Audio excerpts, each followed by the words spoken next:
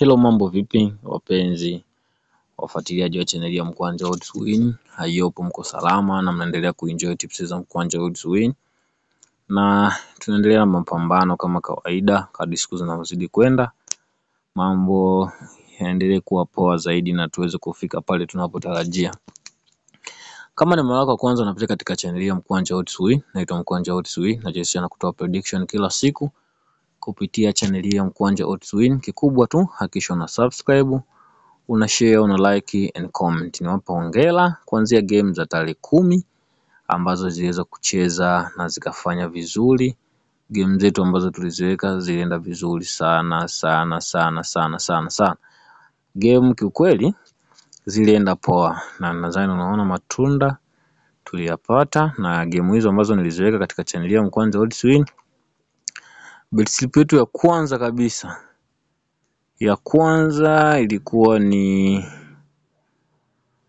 ilikuwa ni ambao niliweka katika channel hii ambao ni game tulizibeti za tarehe 9 ambazo zilikuwa zinacheza tarehe 10. Game yetu ya kwanza ilikuwa ni game ya Finland vs Poland. Game hii inaweza kuomba over 2 na naelezea over 2 ikoje na ina faida gani. Game hii ilisha kwa 2-1. Hiyo kwa bet game ya kwanza, na game ya pili ilikuwa ni yenyewe na World Cup 2026 qualification Europe. Kuna game ya Romania vs Cyprus na game hii inaweza kuomba over 1.5 goals na ilikuwa na odds 1.121. Game hiyo pia iliweza kufanya vizuri na tukastake shilingi 300,000, baadaye tukawini shilingi 600,000 na 40,000 na 4,758. Hongereni, ilikuwa bet slip ya kwanza. Na ya pili pia ilikuwa na game mbili ambayo ilikuwa ni ya World Cup 2026 qualification AFC. Ilikuwa na game ya Japan vs Indonesia. Baada ya kufanya uchunguzi nikaomba over 2.5 goals na game hiyo ilisha kwa 6-0. Na game ya pili ilikuwa ni World Cup 2026 qualification Europe. Ilikuwa na game ya Serbia vs Andorra na game hii inaweza kuomba over 0.5 katika kipindi cha kwanza. Katika kipindi cha kwanza zikawa zimepatikana goli mbili. Tuliweza kustake shilingi 300,000, tukawa tumeni shilingi 500,000 na 1,678. Hongereni member wa Mkwanja Odds Win.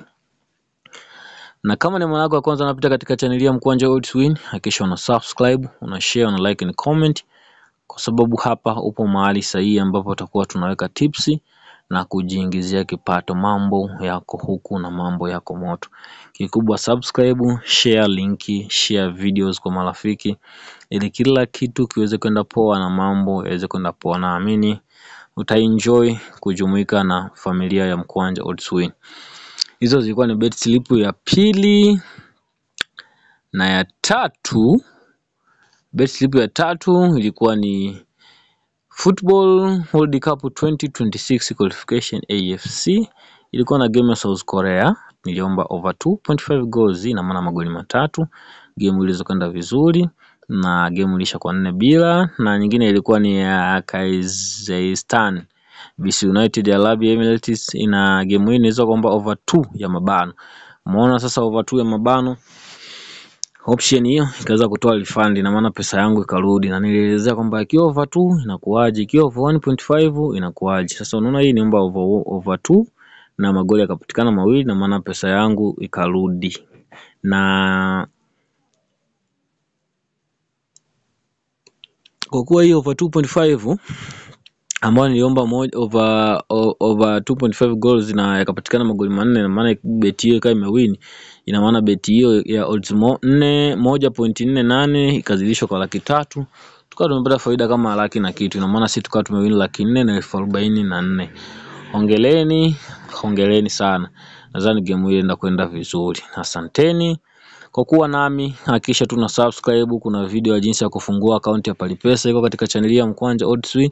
Ingia YouTube pale, search Mkwanja Odds Win, enjoy. Haya bana, tukatoka huko tukaja kubeti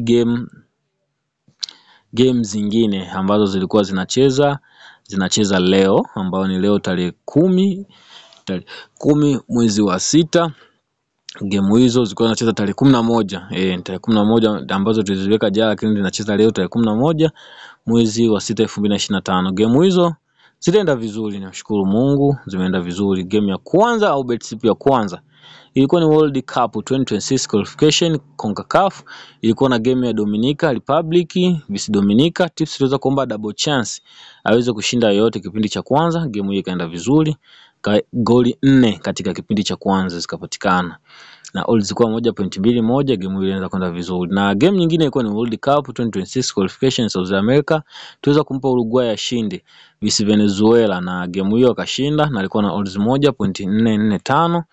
Na game nyingine ilikuwa World Cup 2026 qualification CONCACAF, ilikuwa na game ya Panama vs Nicaragua na tips tuweza kuomba over 1.5. Game hiyo ikaenda kwenda vizuri. Sisi tulistake shilingi 300,000 na tukao tumewin shilingi 699 na 639,937.7. Haya ndo vitu vya kuzingatia. Very soon nitaweza kufungua darasa rasmi ambalo utakuwa unalipia shilingi 10,000 kwa mwezi. Mle utajifunza vitu vingi.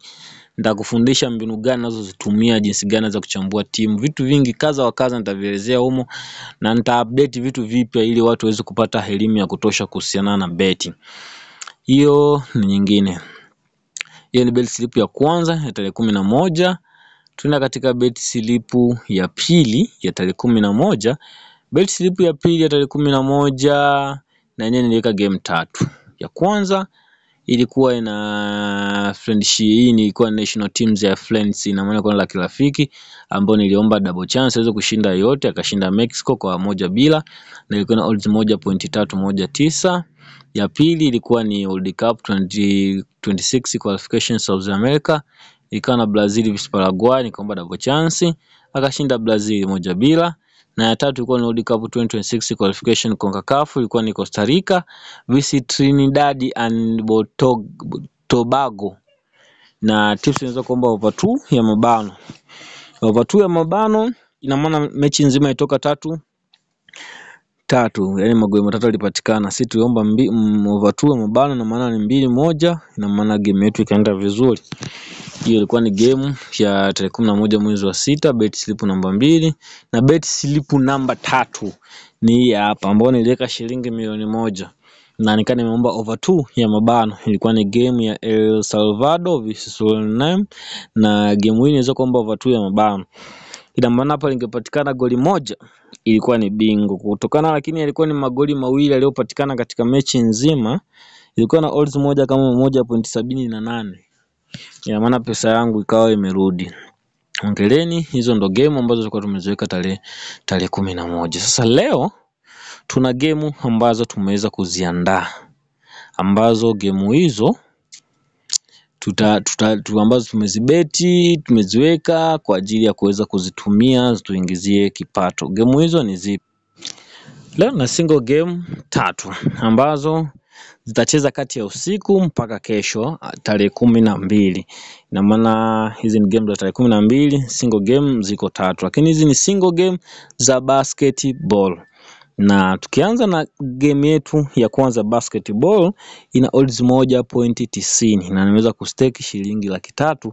Game hii ni basketball NBA Indiana vs Oklahoma City Thunder. Game hii nimeweza kuomba under 56 katika 1 quarter. Nadhani watu wa basket mnajua quarter ni nini. Katika 1 quarter, yani quarter 1, nimeweza kuomba under 56 na odds 1.90, yani 1.9. Nimeweza kustake shilingi 300,000. Hiyo ni bet slip single bet ya tarehe 12 mwezi wa 6 2025. Hiyo ni game ya kwanza. Na game ya pili na game ya pili ina odds 1.81. Nimeweza kustake shilingi 300,000. Ni game ya Ratio Farms na game visinani Wolfsburg. Na game hii nimeweza kuomba under 42.5 katika 1 quarter na odds ni 1.81. Hiyo ni game ya pili au bet slip ya pili. Na bet slip ya tatu ya tarehe 12 mwezi wa 6 2024 ni hii ambayo ina odds 1.77. Naweza kustake shilingi 100,000 na 95,000. Na game hii ni ya Anadolu vs Besiktas hivyo, na game yetu unaweza kwamba over 41.5 katika one quarter, yani first quarter tumeweza kuomba hii na odds 1.77. Kikubwa hakikisha una subscribe, hakikisha una share, una like and comment, na pia ukihitaji kuweza kujiunga katika grupu la VIP channel, maelezo yote nishatoa. Namba yangu ya WhatsApp iko pale juu ya channel, ukihitaji basi unaweza kuniona. Subscribe, share video zangu, share kwa marafiki, kila kitu kiweze kwenda poa zaidi. Asante kwa kuwa nami, tukutane hapo baadaye katika video au content nyingine inayohusiana na swala zima la betting. Kikubwa subscribe, share video zangu kwenye magrupu yako ili mambo yaweze kwenda poa zaidi. Asante.